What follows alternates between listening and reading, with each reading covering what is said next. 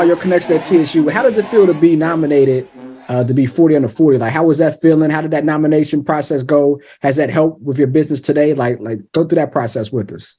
All right, so I was actually nominated. I got a message on Instagram. It was like, hey, you need to get somebody to nominate you, just out the blue. I'm like, all right, cool. I was like, let me find somebody to nominate me. So I reached out to, at the time, Sadiqa Johnson. She was the Tennessee State Huntsville Alumni Chapter's president.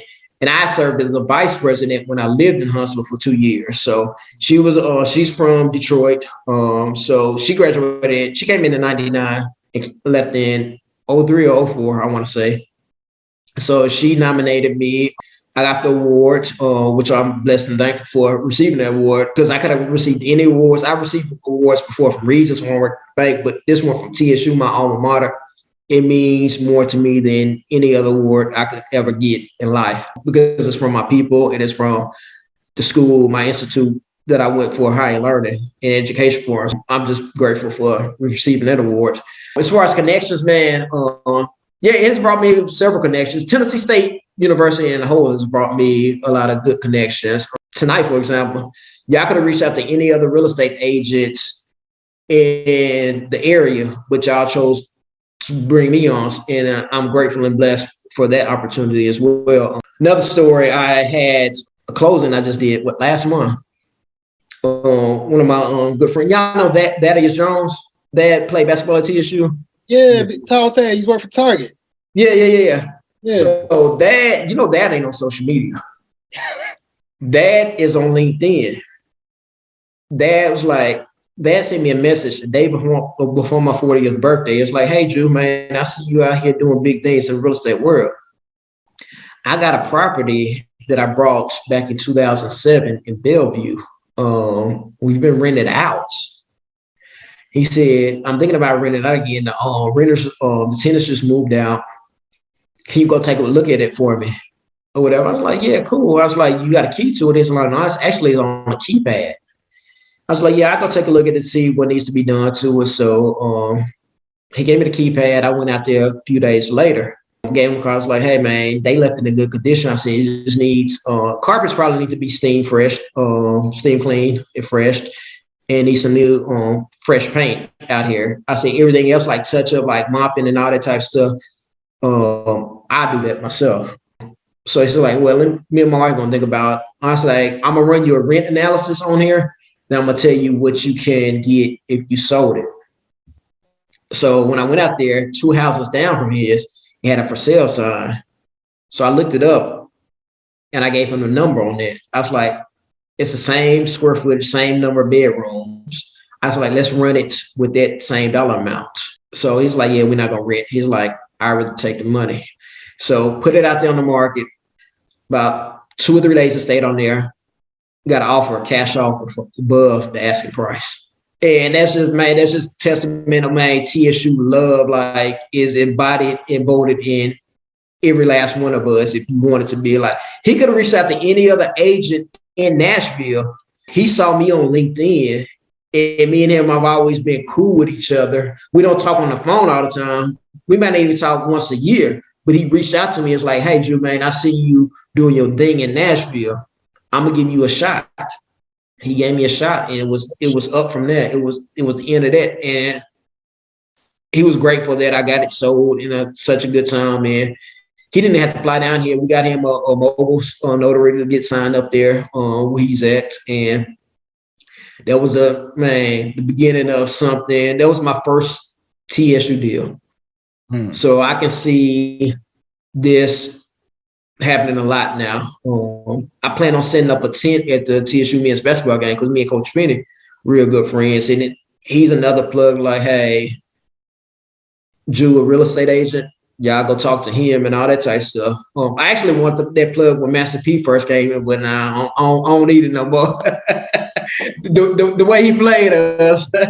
Yeah, man, tried to play us, man. Man, tried to play us, but these interest rates and markets and the bubble and the recession and all this stuff. I know Mario can speak more to a lot to that stuff too, but what do you see like with interest rates? Because I know some people that want to buy right now, wish they would have bought a while ago, but it's also like, we know it's one of those, but you feel like you don't want to lose out on a particular deal, but do you wait on interest rates, or do you kind of go with what's going on now? Do you just kind of sit back? Is this like a buyer's market now versus a seller's market? Like, give us a little insight. It all depends on the pricing of the house. Interest rates, they dip back down between the 5s and the 6s. I talked to my loan officer yesterday. A lot of people are still scared because they've been spoiled by that 2 and 3%. Some people even have 1%. But here's the thing is, right now, these loan companies have this thing called a 3-2-1 buy down, where you can buy your interest rate down if the seller agrees to it. And a buy down is basically, say, the first year, say you were locked in at 6% right now. So your buy down on the first year, you'll be paying 3%. So it's kind of like an adjustable rate mortgage. In the second year, you'll be paying 4% because it'd be 2% off the 6. And the third year, you'll be paying 5%. But any given time, say if the interest rates drop back down to the 3s and the 4s, you don't have to be locked into that buy down. You can refinance if your house has that equity and buy down in that new interest rate. So I tell people, don't, like, anytime is a good time to buy a house. Don't wait, because we've been told that the rates may be forecasted to the 8s and 9s come February 2023.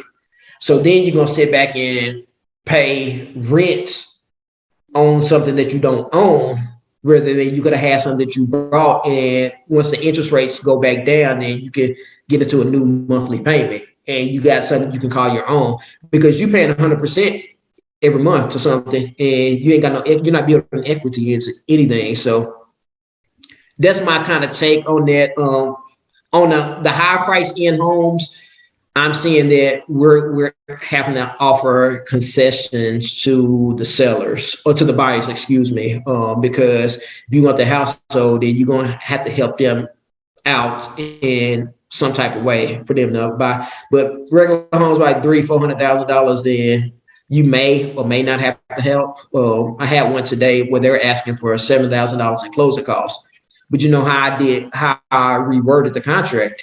I said, okay, well, if you want this, you're gonna have to give me above asking price.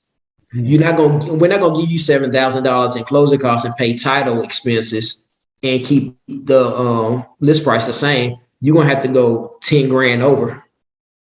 So you got to negotiate. You got to negotiate with the buyer's agent, because you're not gonna get over on my client. You ain't gonna get over on me, because I'm a dog out here. Like, nah, you can't do it. Nah, you gonna pay over asking price if you want me to bring something to the table. You got to bring something higher to the table at the end of the day. So check this out. I know Mario talked about this recently on his show, Paying for Profits. Just dropped a plug for you, Mario. But anyway, Paying for Profits, and a conversation came up, and I actually heard somebody talk about it. Pulling the equity out of your home at, let's say, I don't know, you had your home 3-4 years, and I was actually talking to a guy, like to say he a real estate mogul. He said, parents raised us to believe you keep your house for 30 to 60 years, whatever the term is, you keep it, and you should let your equity build, but property value kind of, then the area may go down, so you lose the equity at some point. He says he snatched the equity out. So let's say he bought a home, he made $30,000 equity on his home in like a year and a half. He pulls that equity out and go buys another home. So do you recommend that? Is that a good kind of thing to do if you're trying to, I guess, scale your real estate portfolio to a certain extent? Yeah, I would say if the equity is there and you're going to buy another real estate property, that's the smartest thing you can do. As long as you're not blowing it on material things that's not going to bring any equity, like cars or anything like that, jewelry, like go buy another house. Mm-hmm. Take equity after the first house, go buy another property, go buy a duplex or multiplex unit. That way you're collecting rent on it every month. So if you get ready to sell that, you're going to have that rent that you already got set aside, and you're gonna get equity out of that. You just keep building your real estate portfolio up. That's how people stay rich. And that's what he told me. He said, "You want to know the way to black man's wealth?" And we were like, "What?" He said, "Through real estate." And he brought up the whole pulling equity out, buy another home, fix that home up, that home to pay for that home, buy another one, pull the equity out, have one home staying in it, but the other home paying for all 3 homes. And then he said, "You just constantly just doing it." And I'm just like, dude, like that sounds so great. How do I get involved? Now, listen to this. And I forgot to bring this up earlier.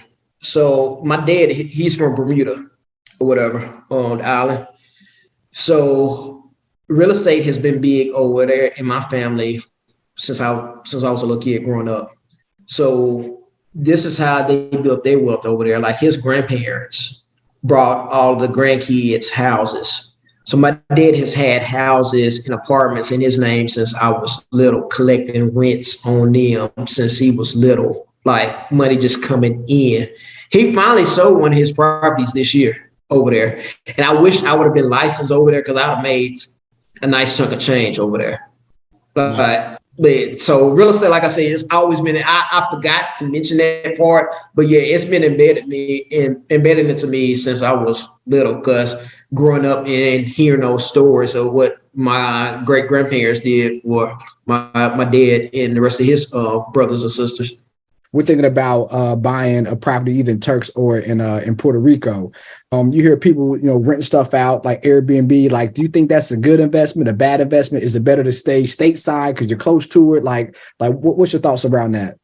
I would say always have something overseas. Like if this is going to be your vacation spot, say if you go there all the time, then have somewhere that you're comfortable with, that you can go and stay when you're not there. Rent it out or Airbnb it out, continue to make money on it. Just block off a time that you're going to be there every year. That way it won't be, say if you're doing Airbnb, then no one else can be there. But if you're renting it out, then you really can't block that time off. So you got to basically make the decision on, hey, do I want to go Airbnb route or do I want to just rent it out? And when we go over there, we stay in a hotel, but you're still collecting money on it every month, every year on this property. So it's a win-win. But if you're just traveling like to different cities or foreign places every year, I would say to buy, especially if you're not familiar with it. I would say get familiar with it, get some knowledge on it and go from there.